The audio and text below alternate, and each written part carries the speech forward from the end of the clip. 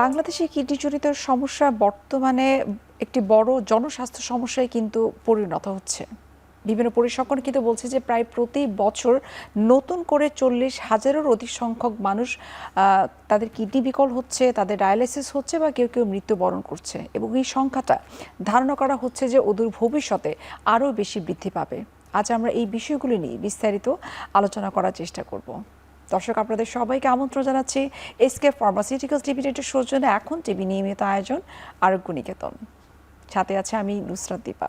দর্শক, আমাদের আজকের আলোচ্য বিষয় হচ্ছে প্রচণ্ড গরমে খেটে খাওয়া মানুষদের কিডনি বিকলের ঝুঁকি। আর এই গুরুত্বপূর্ণ বিষয়টি নিয়ে কথা বলার জন্য আজ আমাদের সঙ্গে স্টুডিওতে উপস্থিত রয়েছেন দেশের স্বনামধন্য কিডনি রোগ বিশেষজ্ঞ, কিডনি রোগ প্রতিরোধে গণসচেতনতা আন্দোলন গড়ে তোলার প্রতিকৃত অধ্যাপক doctor MS. Samad, president kidney awareness monitoring and prevention society CAMPS এবং president Bangladesh society for peritoneal dialysis, founder, joint secretary, kidney foundation. Sir, আপনাকে স্বাগত আমাদের আজকের অনুষ্ঠানে। ধন্যবাদ আপনাকে। আমি প্রথমে একটু বলে নিতে চাচ্ছি যে আপনার পরিচয়টা বলার ক্ষেত্রে আমার কাছে মনে হয় এটা আসলে শেষ করার মতো ফুল স্টপ আমাদের কাছে হয়তো বা নেই। আপনি দীর্ঘ অনেক বছর যাবৎ কিন্তু কিডনি রোগকে প্রতিরোধ করার জন্য আপনি কাজ করে যাচ্ছেন। আমরা চলে আসি এখন আমাদের মূল আলোচনায়। প্রথমেই যেটা আমরা বলছিলাম যে আমাদের আজকের আলোচ্য বিষয় যে গরমে খেটে খাওয়া মানুষদের কিডনি বিকলের ঝুঁকি, এই বিষয়টা আসলে কিভাবে আসে, যে তাদের সাথে আসলে কিডনি বিকল হওয়া বা কিডনি জনিত সমস্যা তৈরি হওয়ার পেছনে আসলে কি কি কারণ থাকতে পারে?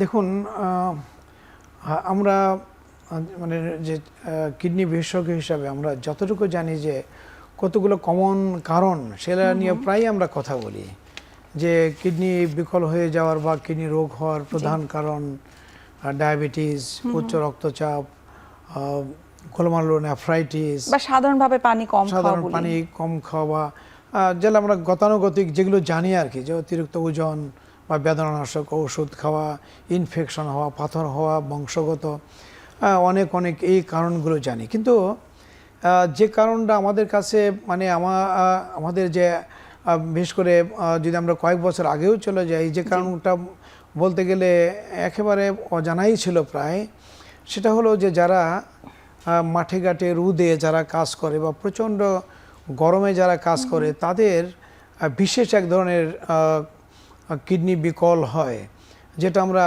কারণ হিসেবে খুঁজে পেতাম না। এটার নাম দেওয়া ছিল CKDU, অর্থাৎ chronic kidney disease of unknown origin. যে দীর্ঘস্থায়ী কিডনি রোগ, তার কারণই আমরা জানি না। আমার মনে হয় এই টার্মটার সঙ্গে আমরা অনেকেই পরিচিত নই। এটা নতুন টার্ম। তো সেই আননোন অরিজিন কেন, এটা খুঁজতে কতগুলো মানে বিস্ময়কর কতগুলো কারণ খুঁজে পাওয়া গেছে সমস্ত বিশ্বব্যাপী। এবং দেখা গেছে যে এরিয়াগুলো সাধারণত বেশি গরম থাকে, বিশেষ করে আমাদের যে এই সাউথ ইস্ট এশিয়া বা সেন্ট্রাল আমেরিকা, সার্ক কান্ট্রিভুক্ত আমাদের যে দেশগুলো আছে সেগুলো, আফ্রিকার কিছু কান্ট্রি আছে সেগুলো, তো এগুলোতে দেখা যায় যে আমাদের যে সাধারণ কমন যে কিডনি রোগের যে কারণ, সেগুলোর চেয়ে এই কারণগুলো বেশি, যেটা কারণ জানা যায় না। তো সেটা তখন বিজ্ঞানীরা রিসার্চ শুরু করলো, এবং রিসার্চ করে দেখা গেল যে যারা মাঠে ঘাটে কাজ করে, যেমন উদাহরণস্বরূপ আমাদের দেশের কথা যদি বলি, যে যারা কৃষক, এরা তো প্রায় 40-50% লোকিয়ান কৃষিকাজের মধ্যে থাকে।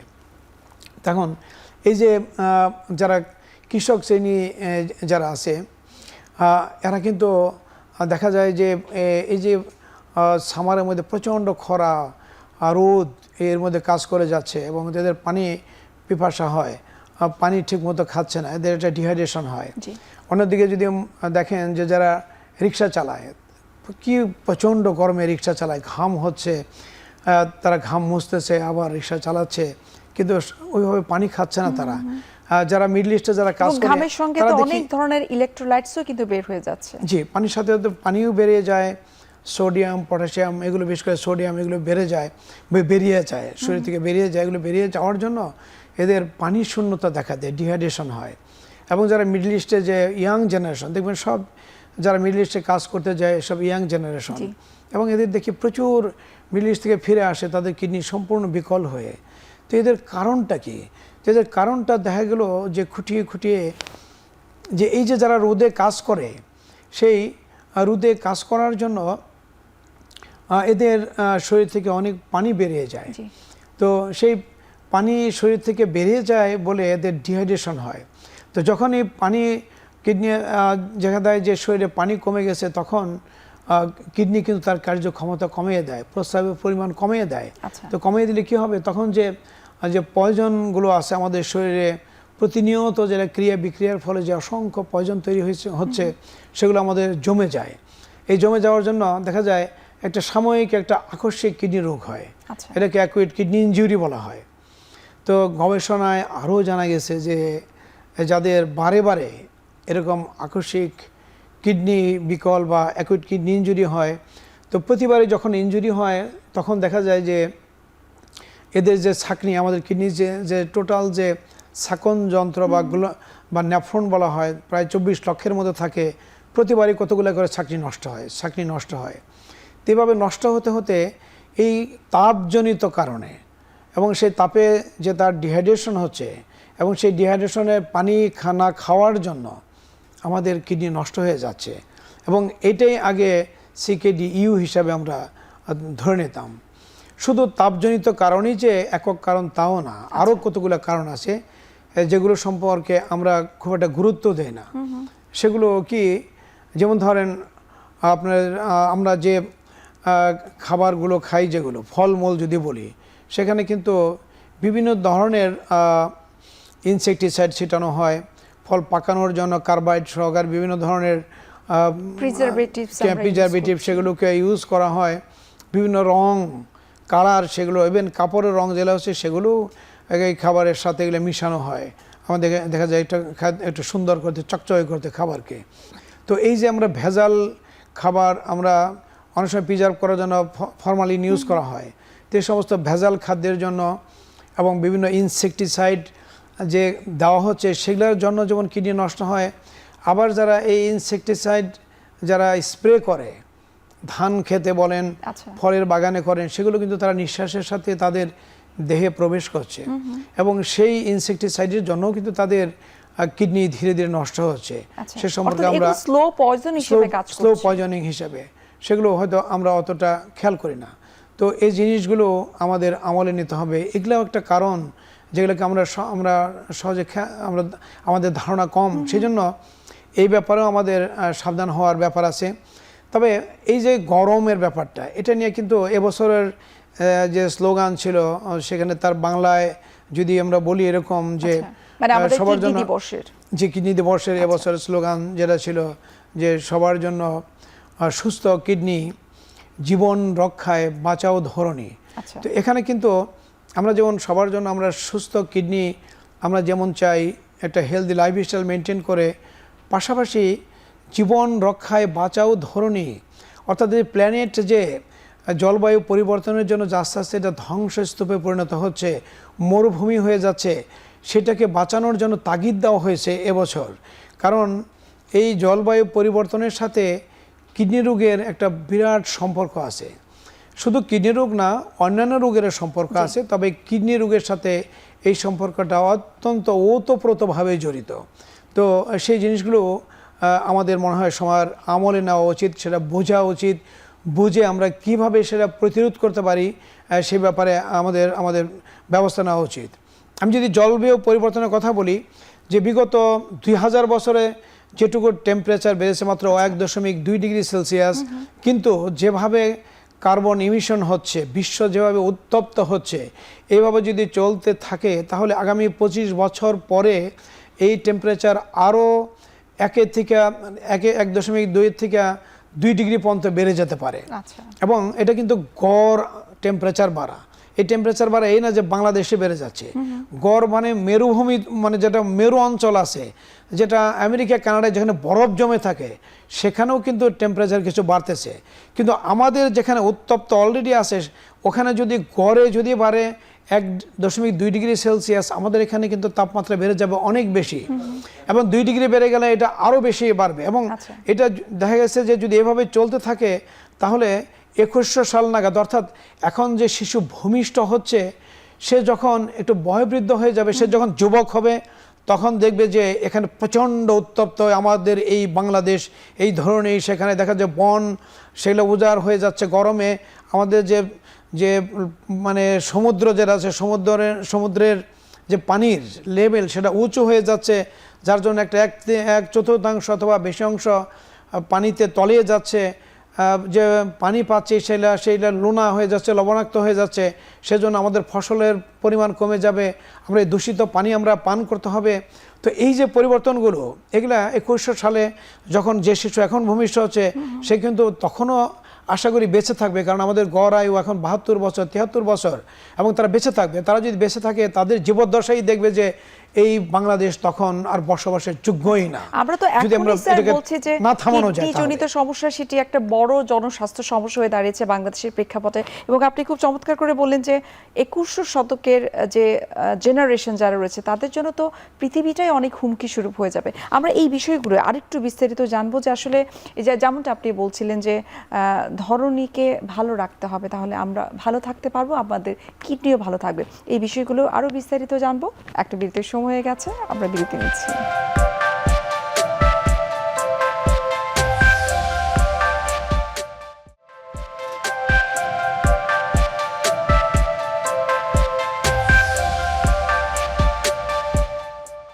দর্শক, ফিরে আসলাম বিরতি থেকে। আপনারা দেখছেন এসকে ফার্মাসিউটিক্যালস লিমিটেডের সৌজন্যে এখন টিভি নিয়মিত আয়োজন আরোগ্য নিকেতন।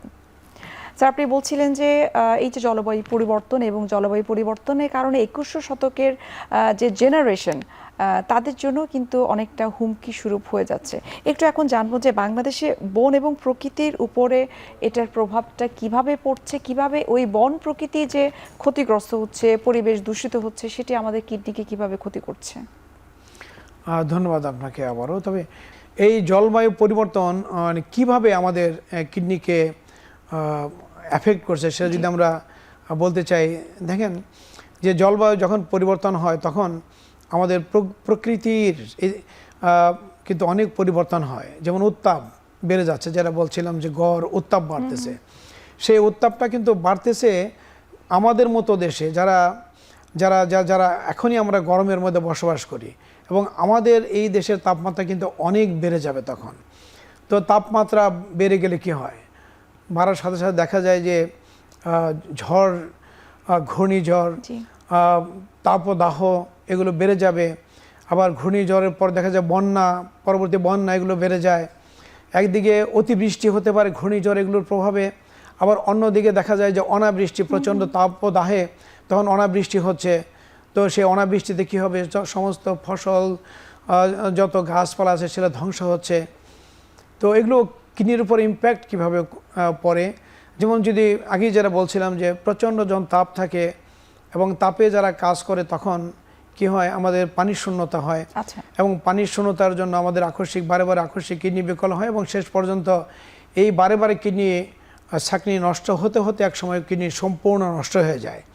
এভাবে আমাদের কিডনি বিনষ্ট হচ্ছে। অন্যদিকে এই জলবায়ু পরিবর্তনের জন্য যে বন্যা এই যে ঘূর্ণিঝড় এগুলো বেড়ে যাচ্ছে, এই বন্যার জন্য কি হয়, বন্যা পরবর্তী দেখা যায় যে পানি দূষিত হচ্ছে। পানি দূষিত বিভিন্নভাবে হয়, একটা হলো জীবাণু দ্বারা হয়ে যায়। তো এই জীবাণু দ্বারা যখন পানি দূষিত হয় তখন দেখা যায় যে ডায়রিয়া রোগ, আমাশা, ডায়রিয়া, কলেরা এগুলো অনেক বেড়ে যায়, এবং এগুলোর জন্য পানির শূন্যতা হয়। এবং আমাদের দেশে আকস্মিক কিডনি বিকলের প্রধান কারণ কিন্তু এই ডায়রিয়া রোগ। এবং সেটা সাধারণত দেখা যায় যে প্রতিবারই দেখবেন যে যখনই বন্যা হয়ে যায় তারপরে এই রোগগুলো বেড়ে যায়। কাজে আকস্মিক কিডনি বিকল মানে আমাদের পরবর্তী সময় কিডনি নষ্ট হয়ে যাবে। আবার দেখা যায় যে এই বন্যা বা বিভিন্ন যে বৃষ্টি হচ্ছে, সে জলাবদ্ধতার বিভিন্ন জায়গায় সৃষ্টি হচ্ছে, এগুলোর জন্য মশার উপদ্রব বেড়ে যায়। তো যখন মশা বা বিভিন্ন পোকামাকড়ের উপদ্রব যখন বেড়ে যায় তখন কি হয়, আমাদের ম্যালেরিয়া, ডেঙ্গু, চিকনগুনিয়া এই রোগগুলো বেড়ে যায়। এবং আরও অনেক ধরনের সংক্রামক ব্যাধি যেগুলোর হারও অনেক বেড়ে যায়। তো এগুলো বেড়ে যাওয়ার জন্য তখন ওগুলোর কারণে আবার কিডনি রোগ কি হচ্ছে, কিডনি নষ্ট হচ্ছে। আবার দেখা যায় যে এই যে খরা হচ্ছে, অনাবৃষ্টি হচ্ছে, এগুলোর কারণে অথবা বন্যার কারণে অনেক ফসল নষ্ট হয়। তো ফসল নষ্ট হয়, আমাদের তো কৃষি প্রধান দেশ, তা আমরা খাবো কি? আমাদের যদি সেই ফসল নষ্ট হয়ে যায়, তখন দেখা যায় যে বিরাট সংখ্যক মানুষ অপুষ্টিতে ভোগে, আমাদের বডির ইমিউনিটি কমে যায়। ইমিউনিটি যখন কমে যায়, প্রতিরোধ ক্ষমতা কমে যায়, তখন আমরা অসংখ্য সংক্রামক ব্যাধিতে ভুগি, তার কারণে কিডনি নষ্ট হয়। আবার যখন আমরা খাদ্য যখন ঠিকমতো খাই না, সেই পুষ্টির অভাবে আমাদের কিডনি নষ্ট হচ্ছে। তাহলে কতভাবে আমাদের এই এই এই কিডনিগুলো আক্রমণ হওয়ার আমার মনে উপায় হয় এই বিষয়গুলো না আমাদের সাধারণ বা স্বাভাবিক আলোচনার মধ্যেই কখনো আমার মনে হয় আসে না, যে আসলে এই জলবায়ু পরিবর্তন, আপনি কৃষির কথা আপনি বলছিলেন, এবং গরমে যারা খেটে খাওয়া মানুষ যারা কাজ করছে, পানি কম খাওয়া হচ্ছে, এবং সার্বিকভাবে এই বিষয়গুলো কিডনি রোগকে বাড়িয়ে তুলছে। এবং সেই জন্যই হয়তো আমাদের দেশে আমরা যে বলি যে কিডনি রোগের সংখ্যা এখন 3,80,00,000, কিডনি রোগের সংখ্যা কিন্তু বেড়ে যাচ্ছে। এবং এটা একটা বড় কারণ, যেই যে জলবায়ুর যে পরিবর্তন হচ্ছে, তার যে স্বাস্থ্যের উপর যে তার যে প্রভাব, এবং এই প্রভাবের কারণেই কিডনি রোগ বেড়ে যাচ্ছে। শুধু কিডনি রোগ না, কিডনি রোগ যে কারণে হয় সে কারণগুলোও বাড়তেছে, এর সাথে অন্যান্য রোগও বাড়তেছে। তবে তার সবগুলোই কিন্তু এই রোগগুলো এসে শেষ পর্যায়ে দেখা যায় আক্রমণ করে এই কিডনিকেই, এবং সম্মিলিত হারে এসে কিডনিটাই বিনষ্ট হচ্ছে বেশি। তো আমাদের যদি এই যে মানে কিডনি রোগের এমনিতেও তো আমাদের দেশে কিডনি রোগের হার বেশি, কারণ সমস্ত পৃথিবীতে বলা হয় যে কিডনি রোগের হার প্রতি 10 জনে 1 জন, কিন্তু বাংলাদেশে আমাদের যে স্টাডিগুলো হয়েছে, আমরা শুধু দীর্ঘস্থায়ী একটা রোগের কথাই যদি বলি, তাহলে দেখা যায় যে যারা অ্যাডাল্ট পারসন তাদের মধ্যে প্রতি এটা 22%, অর্থাৎ প্রতি 4 জন বা 5 জনের মধ্যে 1 জনের কিডনি রোগ আছে। অর্থাৎ এখানে যদি কলাকুশলী 5 জন থেকে থাকি, তার মধ্যে দেখা যাবে যে 1 জনের মধ্যে তার কিডনি রোগ আছে। মানে এটা এতটাই এটা কমন, এবং এই কমন হওয়ার পিছনে এই জলবায়ু পরিবর্তনও একটা কন্ট্রিবিউটরি ফ্যাক্টর, এবং লাইফস্টাইল, আমরা যে হেলদি লাইফস্টাইল সম্পর্কে একেবারে অজ্ঞ এবং তার চর্চা করি না, সেটাও আরেকটা বড় কারণ। শহরাঞ্চলে যারা বসবাস করছে, আমরা সেই মেসেজগুলো জানতে পারছি, আমরা বিভিন্ন ধরনের সেমিনার অ্যাটেন্ড করতে পারছি, কিন্তু ম্যাস পিপল বা যেটা আপনি বললেন যে প্রত্যন্ত অঞ্চল পর্যন্ত যেন সেই মেসেজগুলো পৌঁছানো যেতে পারে, সেটা আপনাদের টার্গেট। সেক্ষেত্রে আসলে করণীয় কী কী বা কী কী ধরনের ইনিশিয়েটিভ আপনারা নিয়েছেন? সেক্ষেত্রে আমি যেটা দেখেছি যে 1 নম্বর, আমি প্রতি বছরই 21শে ফেব্রুয়ারি একটা রেগুলার মেডিকেল ক্যাম্প করি। তাছাড়াও বিভিন্ন জায়গায় দুর্যোগময় যেখানে এরিয়া থাকে, সেখানে বিভিন্ন স্লামে যে বিভিন্ন গার্মেন্টস ফ্যাক্টরি যেগুলো আছে, সেখানে রোহিঙ্গা যেমন এরিয়া আছে, সেখানে আমরা মেডিকেল ক্যাম্প করেছি। তো এই যে মেডিকেল ক্যাম্প করি, যখনই মেডিকেল ক্যাম্প করি, আমাদের উদ্দেশ্য থাকে যে মেডিকেল ক্যাম্প করে তো আমরা হয়তো কয়েক হাজার রোগীকে চিকিৎসা দিব বা অ্যাওয়ার করতে পারি। প্রিভিলেজ মানুষরা থাকে, জি, সে আন্ডার প্রিভিলেজ মানুষ, তাদের মধ্যে মেডিকেল ক্যাম্প করি। মেডিকেল ক্যাম্পের আরেকটা উদ্দেশ্য পাশাপাশি থাকে যে আমরা যেটাকে বলতাম কিডনি শিক্ষা মেলা। আর কিডনি শিক্ষা মেলা শুধু ওই কয়েক হাজার লোক জ্বর হলো তাদের জন্য না, সেটা সাহায্য করেছে আপনাদের মতো এই যে মিডিয়ার যারা কর্মী আছে, সেখানে ইলেকট্রনিক মিডিয়া, প্রিন্ট মিডিয়া এবং সোশ্যাল মিডিয়া, এবং তারা কিন্তু সেই নিউজগুলোকে দেশব্যাপী তারা ছড়িয়ে দিচ্ছে এই 22 বছর যাবৎ। আমরা যে পেপার কাটিং যা আছে সেগুলো যদি ভলিউম দেখি, আমরা দেখব যে বিশাল স্টোর রুম সেগুলো ভর্তি আছে। এবং সেজন্য আমি আপনাদের মাধ্যমে যে ইলেকট্রনিক এবং প্রিন্ট মিডিয়ার যারা সাংবাদিক ভাইয়ের বোনেরা যারা আছেন, তারা যেভাবে আমাদের এই কথাগুলো মানুষের মধ্যে পৌঁছে দিয়েছেন, তাদের প্রতি আমি গভীর কৃতজ্ঞতা তাদের কাছে আমি জানাচ্ছি, যে তারা কিন্তু আমাদের এই যে আন্দোলন, গণসচেতনতা, তার অংশীদার হিসাবে তারা প্রতিনিয়ত তারা কাজ করে যাচ্ছেন সহযোগী হিসাবে, এবং সেই জন্য মানুষকে আমরা জানাতে পাচ্ছি। এবং সেই সাথে আমি আরেকটা গ্রুপকে যদি ধন্যবাদ না দিই, এটা অকৃতজ্ঞতা হবে। যে আমরা যে মেডিকেল ক্যাম্প করি, তখন কিন্তু আমরা তো শুধু কয়েকজন কিডনি বিশেষজ্ঞই আমরা যদি যাই, এতে হয় না। আমাদের সাথে অনেক ডক্টর, আমরা যখন মেডিকেল ক্যাম্প করি তখন বিভিন্ন সাবজেক্ট নিয়ে আমরা 71 মানুষকে জড়ো করি। তখন কিন্তু আমাদের অনেক বরেণ্য ব্যক্তি যারা চিকিৎসক আমাদের সমাজে যারা আছেন, একদম সর্বোচ্চ ব্যক্তিবর্গ থেকে শুরু করে সেই কিডনি যে নিগডুর যে ডিরেক্টর যারা এই পর্যন্ত ছিলেন, professor Harunur Rashid kidney foundation থেকে শুরু করে প্রফেসর সাহেবা খাতুন গাইনির যে প্রফেসর আছেন, যে মির্জা মাজহারুল হক যিনি 21শে পদকপ্রাপ্ত স্যার যিনি প্রয়াত আছেন, এরকম বরেণ্য অসংখ্য ব্যক্তি চিকিৎসক যারা তারা কিন্তু সবার আমাদের মেডিকেল অংশগ্রহণ থাকে। ক্যাম্পে যারা যোগদান করেছেন এবং তাদের মাধ্যমে কিন্তু এই নিউজগুলো মানুষের কাছে বরাবর ছড়িয়ে পড়ছে এবং এভাবেই আমরা চেষ্টা করছি মানুষের মাঝে এটা ছড়িয়ে দিতে। আমি একটা কোট আমি বলতেই চাই যে এই গত মেডিকেল ক্যাম্প যখন আমরা করতেছিলাম 21শে ফেব্রুয়ারি, যদিও রোজা ছিল, আমরা ছোট আকারে করার চেষ্টা করছিলাম। সেখানে একজন এডিশনাল সেক্রেটারি একজন গিয়েছিলেন, তিনি বলতেছিলেন যে আসলে একজন রিক্সাওয়ালা এখানে সেও দেখি কিডনির ক্রিয়েটিনিন 1.6 তার মানে বুঝতে পারে এবং আরেকজনকে সাবধান সতর্ক করতেছে। তো এটা তো নিউ ইয়র্কের মানুষও এটা পারবে না। এবং উনি ইংল্যান্ডের মানে অ্যাম্বাসেডর হিসাবে ছিলেন সেখানে। উনি বললেন 8 বছর বলে যে আমি ইংল্যান্ডের আমি বলতে পারি, হল্প করে বলতে পারি যে ইংল্যান্ডের মানুষও এই যে গ্রামে এসে আমি যা দেখলাম যে তারা কিডনি সম্পর্কে এখন যতটা সচেতন আপনার সেটা তারা ওই দেশের মানুষ অতটুকু না। কিডনি শিক্ষা মেলার ক্ষেত্রে এই যে আপনাদের খুব চমৎকার এবং ইন্সপায়ার হওয়ার মতো যে গল্পগুলো, সেই গল্পগুলো আমার মনে হয় আমাদের অডিয়েন্স যারা রয়েছে আরো বিস্তারিত জানতে চাই, আমিও জানতে চাই। আরো একটা বিরতির সময় হয়ে গেছে, আমরা বিরতি নিচ্ছি।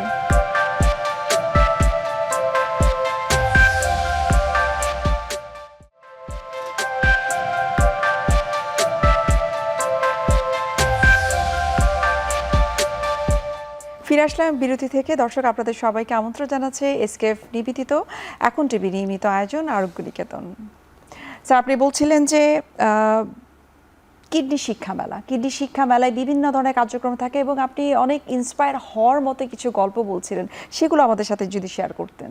কিডনি শিক্ষা মেলা বলতে এভাবেই করতে চাই যে যেমন গ্রামগঞ্জে যখন করি তখন বিভিন্ন ধরনের পোস্টার থাকে, ব্যানার থাকে এবং ছবি দিয়ে আমরা চেষ্টা করতে চাই যে কিডনি রোগ সেটা কেন হয়, সে কারণগুলো, অন্যদিকে এটার কিছু লক্ষণ কোনো ক্ষেত্রে আছে, সে লক্ষণগুলো কি, এটার ঝুঁকিগুলো কি আছে সেগুলো যেমন মানুষকে বোঝাতে চেষ্টা করি। সে সাথে এটা প্রতিরোধের জন্য যে হেলদি লাইফস্টাইলগুলো আছে সে সম্পর্কে বিভিন্ন পোস্টার, ব্যানার, লিফলেট এগুলো দিয়ে বোঝানোর চেষ্টা করি। আমরা প্রতি বছরই এই বিশ্ব কিডনি দিবসকে সামনে রেখে আমরা রাউন্ড টেবিল করি, একটা গোল টেবিল বৈঠক করি, যেখানে সর্বস্তরের যারা লিডিং পার্সোনালিটি যারা আছে, বিশেষ করে সাংবাদিক জগতে, যারা ক্রীড়া জগতের, যারা আমাদের কিডনি বিশেষজ্ঞ যারা আছেন, যারা পরিবেশ নিয়ে কাজ করছেন, এই ধরনের যারা সেলিব্রিটি যারা আছে তাদের নিয়ে আমরা এই রাউন্ড টেবিল করি। এবং সেই রাউন্ড টেবিলের যে কথাগুলো থাকে সেটা প্রতি বছরই ওই বছরের যে থিম থাকে যেটা, সেই থিমকে সামনে রেখেই আমরা প্রতিপাদ্যকে সামনে রেখে আমরা আলোচনা করি। এবং এটা তখন এই যেটা বললাম যে এই সাংবাদিক ভাই বোনেরা তারা একদম দেশব্যাপী সেই ইলেকট্রনিক এবং প্রিন্ট মিডিয়া, সোশ্যাল মিডিয়াতে ছড়িয়ে দেয়। তার মাধ্যমে আমরা এই শিক্ষা এগুলো মানুষের কাছে সচেতনতার বাণীগুলো পৌঁছে দেওয়ার আমরা চেষ্টা করি।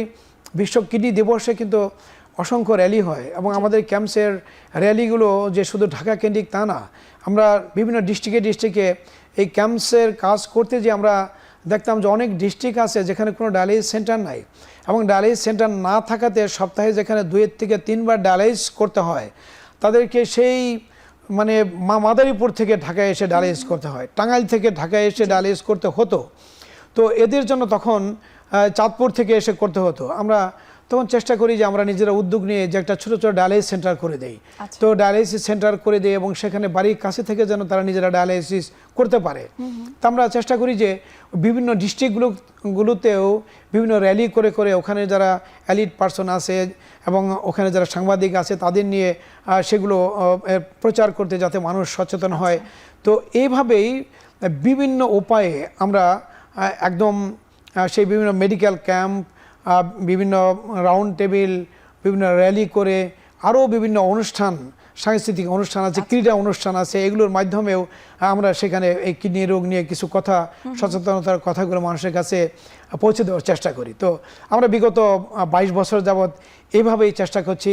তবে সবচেয়ে আনন্দের কথা হলো যে আমরা যখন এটা করে যাচ্ছিলাম তখন আস্তে আস্তে দেখলাম যে আরও কিছু সংগঠন তারাও এগিয়ে আসতেছে, এখন কিন্তু সোচ্চার হচ্ছে।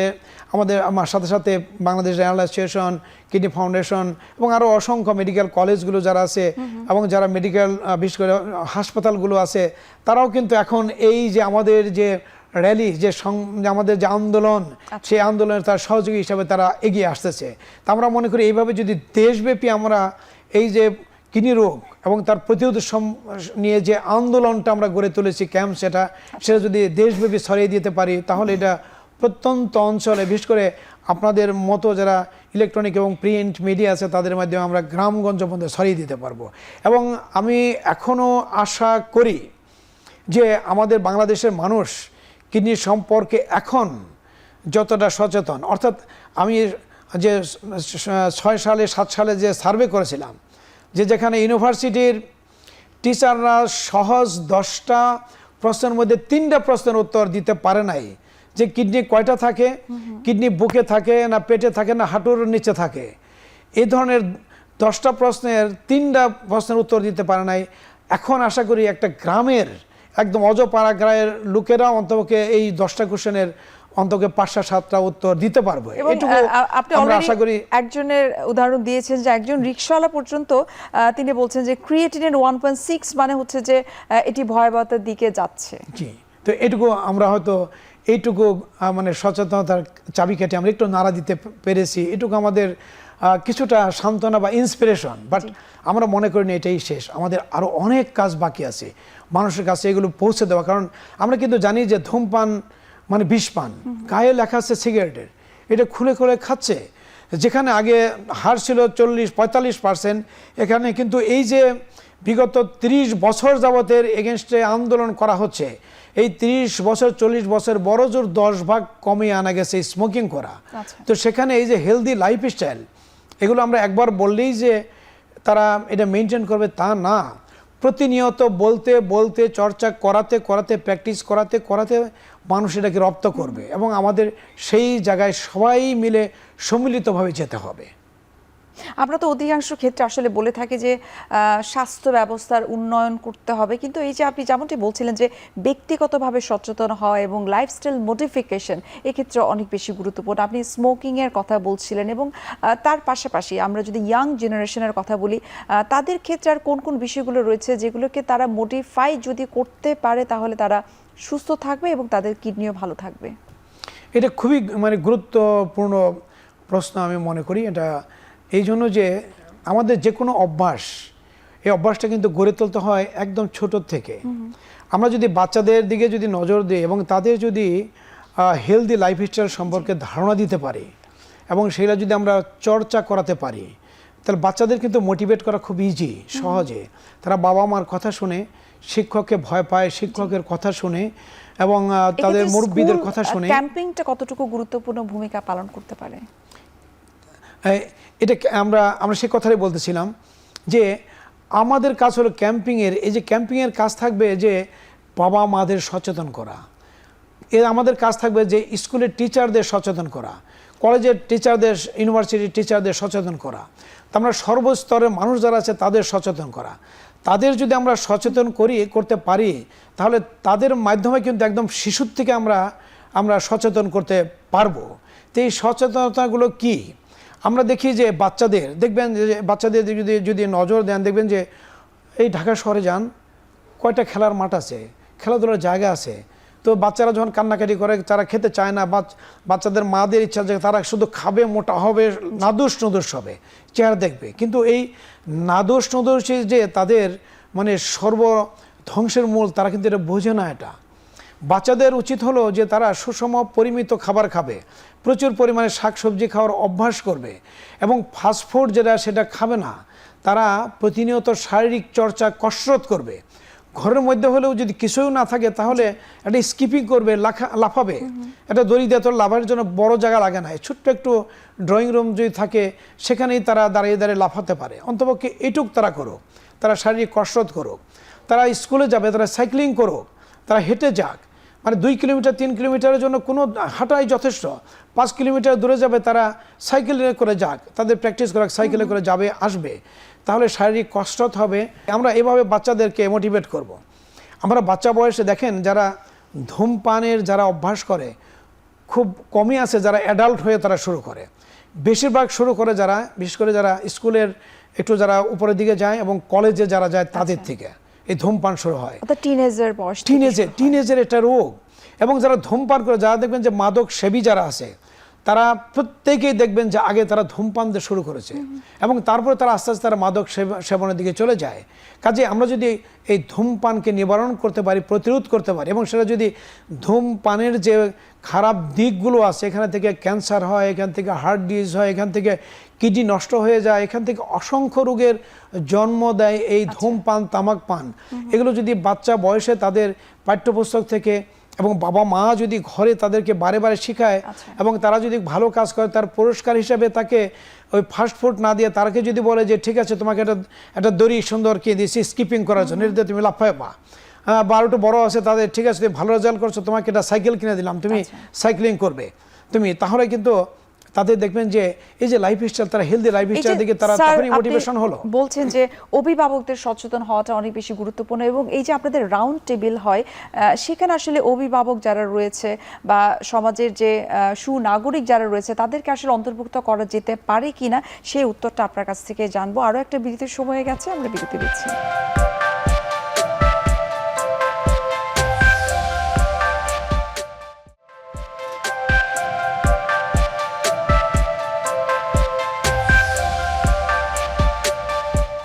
দর্শক, ফিরে আসলাম বিরতি থেকে। আপনাদেরকে অসংখ্য ধন্যবাদ আমাদের সঙ্গে থাকার জন্য। আপনারা দেখছেন এসকে ফার্মাসিউটিক্যালস লিমিটেডের সৌজন্যে এখন টিভি নিয়মিত আয়োজন আরোগ্য নিকেতন। স্যার, যেমনটি আমরা কথা বলছিলাম যে অভিভাবকদের আসলে এই যে রাউন্ড টেবিল আপনারা আয়োজন করে থাকেন সেখানে অন্তর্ভুক্ত করা যেতে পারে কিনা, বা অন্য কোনোভাবে আসলে এদেরকে সচেতন করা যায় কিনা, কারণ তারাই কিন্তু তাদের বাচ্চাদের কিন্তু সচেতন করা বা পারিবারিকভাবে যে শিক্ষাটা দেওয়া সেটি তারা দিতে পারবে। দেখেন, রাউন্ড টেবিলে যারা আসে প্রত্যেকে কিন্তু একটা বাড়ির অভিভাবকেরা, আমরা সবাই অভিভাবক। আপনাদের মাধ্যমে আমাদের কথা দিয়ে তাদেরকে আমরা সচেতন করতে চাই। এই যে খেটে খাওয়া মানুষ যারা রয়েছে তাদের কিডনি বিকলের ঝুঁকিটা অনেক বেশি বেড়ে যাচ্ছে, এবং এই ক্ষেত্রে জলবায়ু পরিবর্তনটা অনেকটা গুরুত্বপূর্ণ ভূমিকা পালন করছে। একটু এই বিষয়টা আপনার কাছে জানবো যে কিভাবে এটাকে আমরা প্রতিরোধ করতে পারি। এটার ক্ষেত্রে কিন্তু আমাদের ভূমিকা যেমন প্রত্যেকটা ব্যক্তির যেমন আছে, তেমনি আমাদের সোসাইটি সমাজের আছে, তেমনি যারা নীতি নির্ধারক যারা আছে তাদেরও আছে। আমি যদি ব্যক্তির বলি তাহলে যারা মাঠে ঘাটে যারা কাজ করেন, রোদে কাজ করেন বা গরমে কাজ করেন, আমি প্রত্যেককেই বলবো যে আপনারা যখনই যেখানেই কাজ করেন আপনারা পর্যাপ্ত পরিমাণে পানি পান করবেন। ঠিক এরকম পরিমাণে পানি পান করবেন যেন আপনার প্রস্রাবের রঙটা যেন পানির মতো থাকে, অর্থাৎ হলুদ যেন না হয়ে যায়, গাঢ় যেন না হয়ে যায়, অথবা আপনার প্রস্রাবের পরিমাণ যেন 1 থেকে 1.5 লিটার যেন হয়, এই পরিমাণ পানি পান করবে। কাজেই এবং যখন প্রচণ্ড রোদ হয় তখন যতটা পারা যায়, বিশেষ করে যখন 12টার থেকে বিকাল 3টা পর্যন্ত এই রোদটা খুবই তীব্র থাকে, এই সময়টা যেন একটু ছায়ায় যদি সম্ভব হয় ছায়ায় বিশ্রাম নেওয়া, অথবা ছায়ায় মাঝে মাঝে বিশ্রাম নিয়ে তারা কাজ করা। আর যারা মিডল ইস্টে যারা কাজ করে তারা অবশ্যই তারা যেন সাথে ছাতা রাখে এবং পানি যেন তারা সাথে রাখে, তাদেরকে সেটা বলবো। আর যেটা আমরা সমাজের প্রতি যেটা রাখবো যে আমরা প্রত্যেকেরই উচিত আমাদের এই পরিবেশকে বাঁচানোর জন্য চেষ্টা করা, এবং এই পরিবেশকে বাঁচাতে গেলে তাহলে আমাদের প্রথমেই যেটা করতে হবে সেটা হলো যে আমাদের গাছ লাগাতে হবে। এবং একটা গাছ কিন্তু দেখেন এই যে কার্বন, যেটা পরিবেশকে সবচেয়ে বড় দূষণের কারণ, সে কার্বন ডাইঅক্সাইডটা টেনে নেয় সে, এবং বিনিময়ে আমাদের যে জীবন যেটা অক্সিজেন সেটাকে ছেড়ে দেয়। এবং আমাদের প্রত্যেক দেশে অন্তপক্ষে 25 ভাগ বন থাকা উচিত। আমাদের দেশে কিন্তু এটা 7 ভাগে নেমে এসেছে। কাজেই আমাদের উচিত হলো রাস্তাঘাট, বাড়ির আঙিনা, যেখানে যে জায়গা আছে সেখানে এই গাছ লাগানো এবং গাছ না কাটা। যদি গাছ যখন কাটবে তখন একটার পরিবর্তে অন্তপক্ষে আরও 2টো গাছ তারা যেন লাগায় সেটা। আর যারা নীতি নির্ধারণী যারা আছে তাদের বলবো যে যারা এই যে খেটে খাওয়া মানুষ তারা যেন বিশেষ করে রিক্সা চালক বা কৃষক শ্রমিক তারা যেন অন্তপক্ষে এই রোদের সময় তারা যেন বিভিন্ন আশ্রয় যেন পায়। ঠিক যে একটু যেন পানির যেন ব্যবস্থা, তারা যেখানে কাজ করুক না রাস্তাঘাটে একটু পানির সুপেয় পানির ব্যবস্থা রাখা, যে সেই পানিগুলো তারা যেন পান করতে পারে। বিশেষ করে শহরে যারা কাজ করে তাদের এই বিষয়টা কিন্তু আমরা অনেক জায়গায় কিন্তু আমরা দেখে থাকি, বিশেষ করে ঢাকা শহরে বিভিন্ন জায়গায় কিন্তু বিনামূল্যে আমরা বলতে পারি যে পানি খাওয়ার জায়গা কিন্তু রয়েছে। এখন এটা প্রচুর পরিমাণে রাখা উচিত, বড় বড় সাইনবোর্ড দিয়ে রাখা উচিত যেখানে বিশুদ্ধ পানি পান করতে পারেন। তাহলে যেন যারা বিশেষ করে রিক্সা চালক, ভ্যান চালক ভাইয়েরা আছে তারা যেন এই পানি পান করতে পারে। এবং সমস্ত বিশ্বেরও কিন্তু গুরুত্ব আছে সেটা হলো এই যে কার্বন ইমিশন হচ্ছে, দেখা যায় এক আমেরিকা সারা পৃথিবীর 25 ভাগ কার্বন ইমিশন করে। আচ্ছা। কিন্তু আমেরিকা কিন্তু এই কার্বনের জন্য যে যে ফান্ড যেটা, সেখানে আজ পর্যন্ত তারা সেমনভাবে তারা সাহায্য তারা করছে না। তো এরকমভাবে যারা কার্বন ইমিশন করছে পৃথিবীতে, যাতে জিরো কার্বন এই 50 সালের মধ্যে যাতে ইমিশন হয়, সেজন্য যে ব্যবস্থা করা দরকার সেটা গবেষণা রিসার্চ করে ফান্ড দিয়ে সেগুলো সারা বিশ্বই করতে হবে। যে বিশ্ব যারা ঠান্ডাতে যারা আছে তাদের কিন্তু 2 ডিগ্রি সেলসিয়াস 4 ডিগ্রি সেলসিয়াস যদি টেম্পারেচার বাড়ে তাদের আরাম বেড়ে যাবে, সেজন্য তারা কিন্তু এটা গায়ে মাখতেছে না। কিন্তু তাদেরও মনে রাখতে হবে ভবিষ্যতে এর যে ফল একসময় তাদের উপরে যেটা বর্তাবে সেটা আর হয়তো বেশি দিন কিছু বেশি পরে। কিন্তু প্রথম যারা ভিকটিম তারা কিন্তু আমাদের মতো এই দেশ যারা আছে, যারা এখনই প্রচণ্ড গরমে আছে, তারাই কিন্তু আমরা প্রথম ভুক্তভোগী হব। তো সেই জন্য এই আন্দোলন শুধু ব্যক্তি, সমাজ, সরকারেরই নয়, এটা সমস্ত বিশ্বের যে আমাদের পরিবেশকে বাঁচাতে হবে এবং সেই সাথে যারা এই যে গরম রোদে যারা কাজ করছে তাকে বাঁচানোর জন্য তাদের সচেতন করতে হবে এবং সহায়তা করতে হবে। আমরা সাধারণত আসলে কিডনি রোগ হওয়া মানে আমরা সবসময় চিন্তা করে থাকি যে তার ডায়াবেটিস হয়েছে, তার হাইপারটেনশন হয়েছে এবং সেখান থেকে তার কিডনিজনিত সমস্যাটা হচ্ছে। আপনার মাধ্যমে আমরা খুব চমৎকারভাবে এবং বিস্তারিতভাবে কিন্তু আজকে জানতে পেরেছি। আমাদের অডিয়েন্স যারা রয়েছে আমার মনে হয় তারা অনেকটাই উপকৃত হয়েছে যে আসলে জলবায়ু পরিবর্তন এবং এই যে খেটে খাওয়া মানুষদের কথা আপনি বললেন, খাদ্য নিরাপত্তার কথা আপনি বললেন, কৃষির ভবিষ্যৎ নিয়ে আপনি খুব চমৎকারভাবে আপনি ব্যাখ্যা দিয়েছেন। এই বিষয়গুলো কিডনি রোগীদের সংখ্যাটাকে অনেকটাই কমিয়ে দিতে পারে। আপনাকে অসংখ্য ধন্যবাদ, এত ব্যস্ততার মাঝেও আপনি আমাদেরকে সময় দিয়েছেন। ধন্যবাদ আপনাকেও। সুপ্রিয় দর্শক, এতক্ষণ আপনারা দেখছিলেন এসকে ফার্মাসিউটিক্যালস লিমিটেডের সৌজন্য এখন টিভি নিয়মিত আয়োজন আরোগ্য নিকেতন। আজ আমরা এখানে শেষ করছি, দেখা হবে আবার আপনাদের সঙ্গে। সে পর্যন্ত আপনারা সবাই ভালো থাকুন, সুস্থ থাকুন। আল্লাহ হাফেজ।